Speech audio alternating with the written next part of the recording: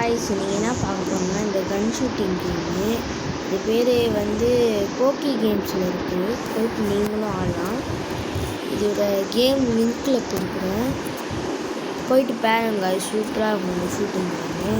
கேமர்ஸ்னால் இந்த கேம் ரொம்ப பிடிக்கும். உங்களுக்கு இது பிடிச்சிருக்குதான்னு சொன்னேன். எனக்கு இது ரொம்ப பிடிச்சிருக்கு.